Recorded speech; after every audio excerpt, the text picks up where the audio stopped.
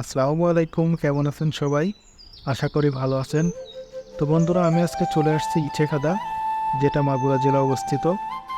তো আমি কিন্তু লিচু বাগানে যাওয়ার উদ্দেশ্য বেরিয়েছি এবং কিছু লিচু কিনবো। তো বন্ধুরা, দেখতে পাচ্ছেন সামনে ইটেখাদা বাজার। এই বাজারটা অনেক পুরাতন, বাজারের অনেক সুনাম আছে।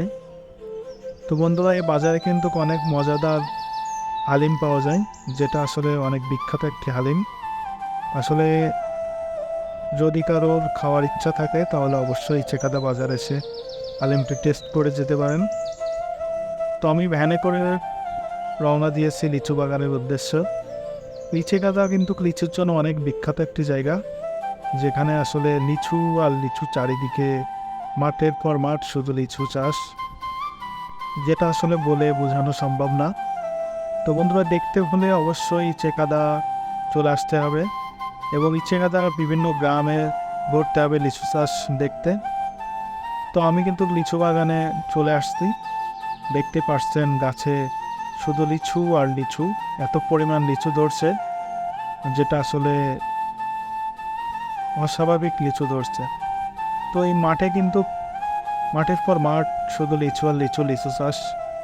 এখানে কিন্তু সবাই লিচু ভাঙছে, লিচু বিক্রি করার জন্য প্রস্তুত করছে, যেটা আসলে সারা বাংলাদেশ পৌঁছে যাচ্ছে এখানকার লিচু।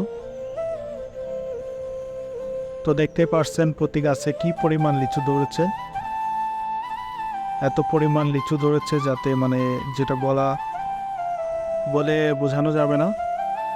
অবশ্যই দেখতে হলে আসতে হবে ইটেখাদা। তো বন্ধুরা, দেখতে পাচ্ছেন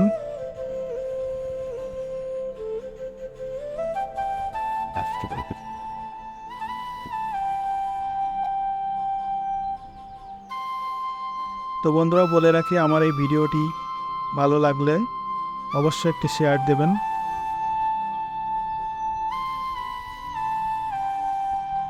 যাতে করে সবাই আর কি দেখার সুযোগ পায়।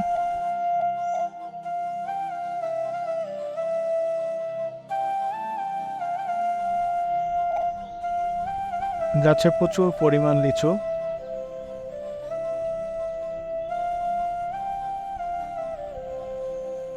তো দেখতেই পাচ্ছেন এত পরিমাণ লিচু ধরছে।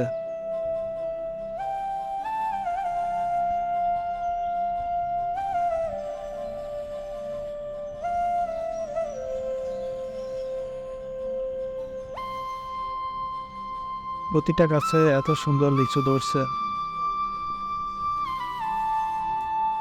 প্রচুর পরিমাণ লিচু। বন্ধুরা, এখানে দেখতে পাচ্ছেন গাছ থেকে লিচু আর কি সংগ্রহ করে লিচুকে 50টি করে বাঁধা হচ্ছে, যেটা আসলে কার্টুনে ভর্তি করে দেশের বিভিন্ন প্রান্তে পৌঁছে যাবে।